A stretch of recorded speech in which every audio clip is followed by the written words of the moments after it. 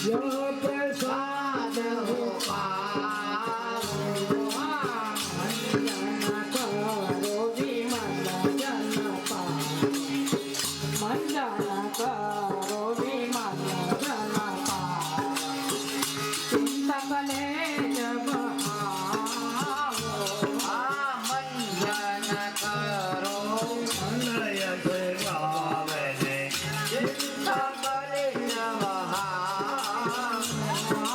तिहारी कृपा ते बानु की तनैया तिहारी कृपा ते बानु की तनैया हरे पद पे बढ़ाओ प्रियम हरे पद पे बढ़ाओ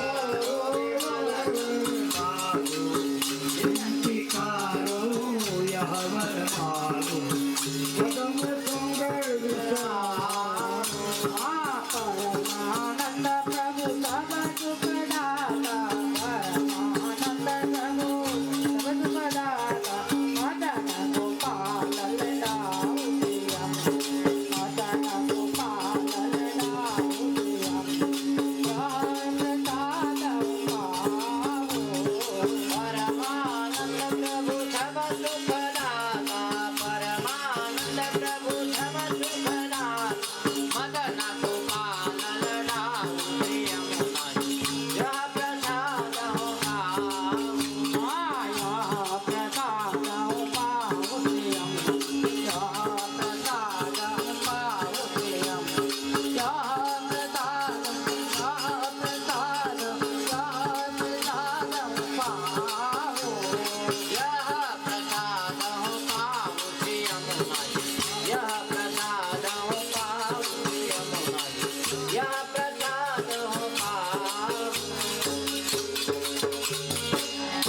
बोलो श्याम सुंदर श्री मुनि महारानी की जय। પ્રેમજી બાપાનો પરિવાર હોય તે અહીંયા ઉભા રહી જાય બીજા ભાઈઓ હોય પણ એ બેસી જાય પ્રેમજી બાપાના પરિવારની અંદર જે આવતા હોય ને પ્રેમજી બાપાના પરિવારમાં એના પરિવારમાં ભાઈઓ નાના બાળકો બધા આવી આવ્યો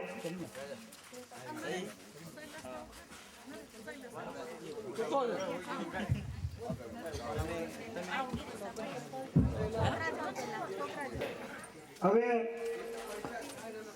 આ મંડપની નીચે પધારેલા જેટલા વૈષ્ણવો છે બધાનો નંબર આવી ગયો ત્યારે બધાએ જે બોલવાની છે આ મનોરથથી બપોરે અને અત્યારે સાંજે બે પ્રસાદ લેવડાવ્યો એટલે આપણે બધાએ જે બોલવામાં જાય કરકસર નહીં કરતા અને જ્યારે જય શ્રી કૃષ્ણ બોલવાનું આવે ત્યારે બધાએ સામેથી બધાએ જય શ્રી કૃષ્ણ સામે બોલવાના બોલો શ્રી ગોવર્ધન નાથ કી જય શ્રી વલ્લભાધીશ કી જય શ્રી ગુસાઈજી પરમ દયાળ કી જય સાતે સ્વરૂપ કી જય શ્રી લાલ પ્રભુ કી જય श्री द्वारिकाधीश की जय श्याम सुंदर श्री मुनि महारानी की जय बोल श्री विठलेश्वराय प्यारे की जय श्री विठलेश्वराय प्यारे की जय श्री विठलेश्वराय प्यारे की जय। હવે અહીંયાથી जय श्री कृष्ण बोला त्यारे बधाए सामा जय श्री कृष्ण बोलवाना है हाथ जोड़े ऊपर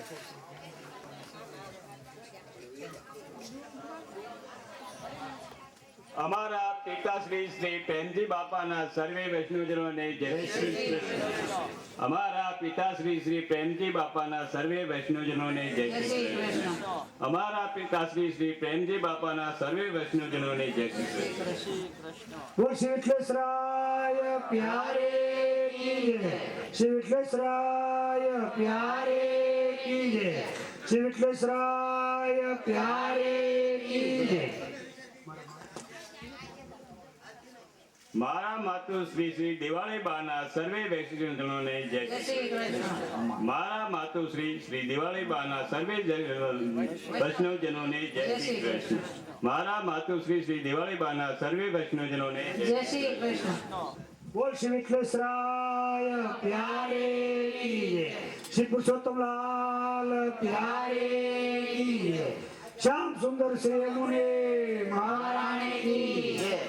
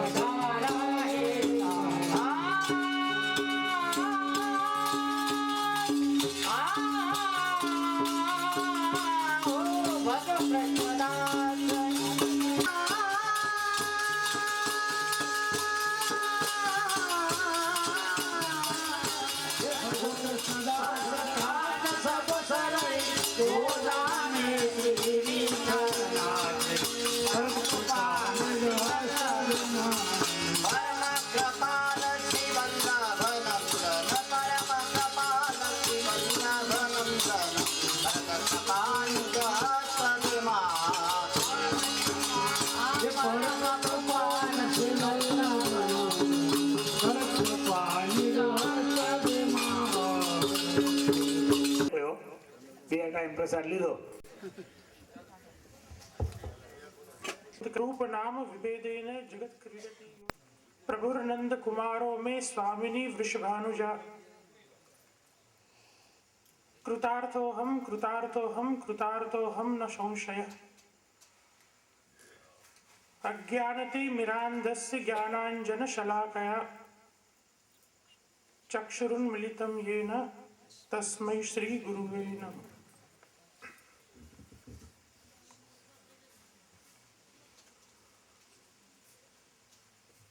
અત્રે ઉપસ્થિત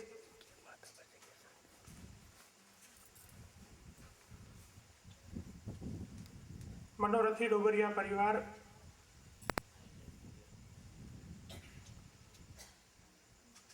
દીકલા ગામના વૈષ્ણવજનો તથા બારગામથી પધારેલા ભાગ્યવાન પ્રિય વૈષ્ણવજનો,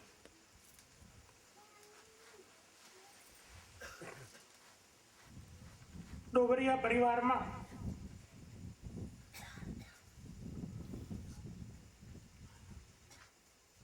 જ્યારે ભગવદ ગુણાનુવાદ કરવાનો આજે અલૌકિક પ્રસંગ આવ્યો છે,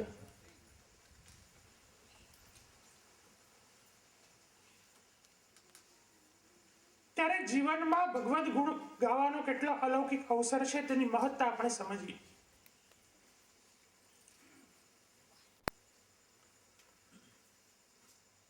માનસમાં પણ કહ્યું છે કે હરિ અનંત, હરિ કથા અનંત.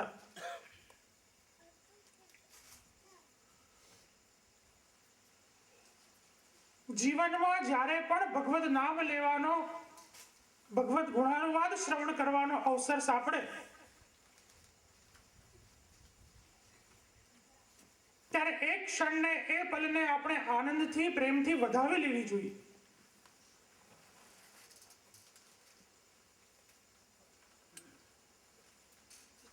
સ્વયં શ્રીમદ ભાગવતજીમાં કહ્યું છે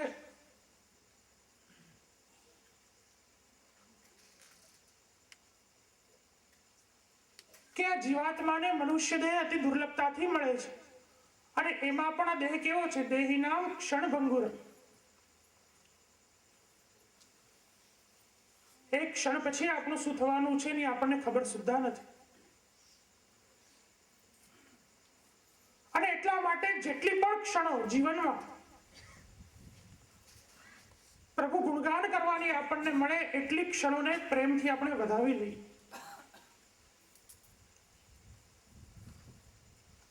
જીવનમાં કેટલું જીવ્યા એ મહત્વનું નથી, કેવું જીવ્યા એ જ મહત્વનું છે. ત્યારે આખા જીવન પર્યંત આપણે એવા અલૌકિક અને સેવાના કાર્યો કરીએ, આખા જીવન પર્યંત આપણે ભગવદ ગુણાનુવાદ શ્રવણ કરવાનો આનંદ પ્રાપ્ત કરીએ, ત્યારે ખરા અર્થમાં આપણું જીવન અલૌકિક અને ધન્ય બની આવે છે. આજે આપણે સૌ એમ માનીએ કે મને બ્રહ્મ સંબંધ પ્રાપ્ત થયો એટલે હું વૈષ્ણવ બની ગયો, મારું કર્તવ્ય પૂરું થયું. આપણે મસ્તક ઉપર તિલક ધારણ કરીએ, ગળામાં કંઠી પહેરીએ એટલે આપણે માનીએ કે હવે હું વૈષ્ણવ બની ગયો, મારું કર્તવ્ય પૂરું થયું. વાસ્તવિકતામાં બ્રહ્મ સંબંધ લેવાથી આપણું કર્તવ્ય પૂરું નથી થતું. બ્રહ્મ સંબંધ લેવાથી આપણું કર્તવ્યની શરૂઆત થાય છે. ગળામાં કંઠી છે, મસ્તક ઉપર તિલક છે, તે આપણા ધર્મનું પ્રતીક છે. અને એટલા માટે જ આ બધી વસ્તુઓ આપણને સૂચવે છે કે આપણું જીવન એક સાચા વૈષ્ણવી જીવન તરીકેનું હોવું જોઈએ. જ્યાં સુધી જીવનમાં એક વૈષ્ણવી જીવન તરીકેનું યોગ્ય આચરણ નહીં આવે, જ્યાં સુધી જીવનમાં ધર્મના અંશ નહીં આવે, ત્યાં સુધી જીવનનું કોઈ પણ પ્રકારનું મૂલ્ય રહેતું જ નથી. એની સ્પષ્ટતા આપણા શાસ્ત્રો પણ ખૂબ જ સુંદર કરે છે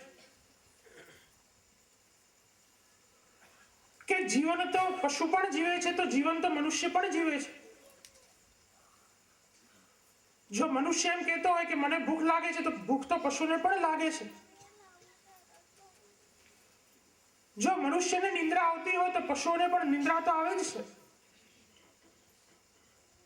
તો પછી કઈ બાબત એવી છે કે મનુષ્ય અને પશુમાં ત્યાં તફાવત પડે છે, ભેદ પડે છે?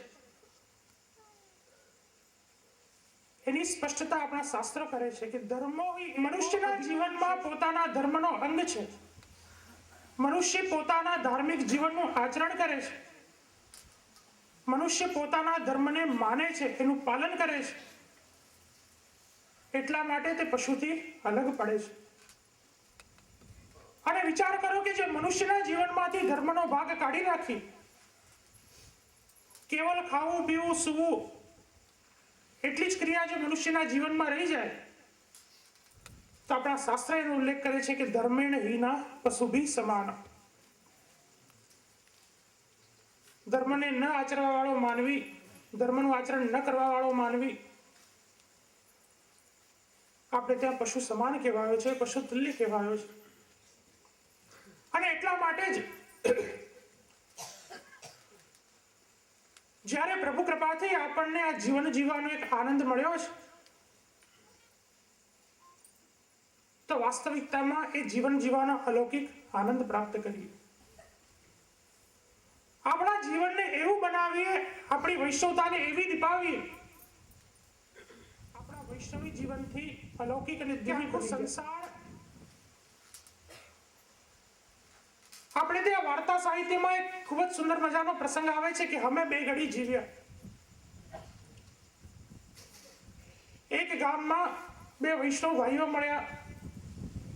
જેટલી પણ ક્ષણો એમની સાથે એમને વાર્તાલાપ થઈ એટલી ક્ષણો એમને કેવલ ભગવદ ગુણાનુવાદ કરે. જ્યારે વિખુટા પડવાનો સમય આવ્યો ત્યારે ત્યાં દિવાલ ઉપર લખી નાખ્યું કે અમે બે ઘડી જીવ્યા. કોઈ ત્રીજા વ્યક્તિએ પૂછ્યું કે આનો અર્થ શું છે? ત્યારે પેલા ભાઈઓએ કહ્યું કે જેટલો સમય અમે મળ્યા, જે બે ઘડી અમે મળ્યા, જે બે ઘડી અમે ભગવત ગુણાનુવાદ કર્યો, ભગવત સત્સંગ કર્યો, ખરા અર્થમાં એટલું જ જીવન અમારું સાચું જીવન છે, બાકીનું જીવન તો વ્યર્થ છે. અને એટલા માટે જ્યારે જે સમયે મુખમાંથી ભગવત નામ નીકળે, જે સમયે ભગવત સત્સંગ થાય, જે સમયે સેવાના કાર્ય થાય, ખરા અર્થમાં એટલું જ જીવન આપણું સાચું, દિવ્ય અને અલૌકિક છે. એટલું જ જીવન આપણું વૈષ્ણવી જીવન છે. ઘણીવાર મનમાં કે હૃદયમાં દુઃખ થાય, આખા દિવસમાં શું આપણા ધર્મ માટે, શું સત્સંગ કરવા માટે આપણને બે ઘડીનો સમય નહીં મળતો હોય? ગામના પાદરે જ્યાં પાનવાળાની દુકાન હોય ત્યાં 4 કલાક બેસવાનો જો સમય મળતો હોય તો શું આપણા ધાર્મિક જીવન માટે આપણને બે ઘડીનો સમય ના મળી શકે? એવી પરિસ્થિતિમાં જીવનમાં પ્રત્યેક માનવીની ફરજ છે, જીવનમાં પ્રત્યેક વૈષ્ણવની ફરજ છે, નાના હોય કે મોટા હોય, પોતાના પરિવાર સાથે બેસી અને જીવનમાં સત્સંગનો આગ્રહ રાખવો જોઈએ. પ્રાચીન સમયમાં આપણા વૈષ્ણવ પરિવારોમાં એવો ક્રમ હતો કે પરિવારના મુખિયા બેસે, ઘરના નાના બાળકો ત્યાં ઉપસ્થિત રહે, ઘડી બે ઘડી જે સત્સંગ થાય એ સત્સંગનો આનંદ પ્રાપ્ત કરે. એનું પરિણામ એ હતું કે પ્રત્યેક વૈષ્ણવમાં પોતાના ધર્મની ભાવના જાગૃત થતી, પોતાના ધર્મની જાણકારી આવતી અને સાથે સાથે પારિવારિક પ્રેમ અને પારિવારિક સંબંધોનો પણ વિકાસ થતો. આજે પરિસ્થિતિ એવી થઈ છે કે આપણો જે સત્સંગનો સમય હતો તે ધીમે ધીમે આપણા પરિવારમાંથી નીકળતો ગયો અને ધીમે ધીમે એ સમય આપણા ઘરમાં ટીવીઓએ લઈ લીધો છે. ટીવી ખરાબ વસ્તુ નથી. જીવનમાં આપણી જે જોવાની દ્રષ્ટિ છે એના ઉપર હંમેશા જીવનનું તાત્પર્ય નિર્ભર રહે છે. અને એટલા માટે જ કોઈ વસ્તુનો વિરોધ નથી, પણ જ્યારે જીવનમાં આપણને સુવાનો સમય મળતો હોય, જ્યારે જીવનમાં આપણને ખાવાનો સમય મળતો હોય, જ્યારે જીવનમાં આપણને આપણા કર્મ કરવાનો સમય મળતો હોય તો જીવનમાં શું બે ઘડી આપણને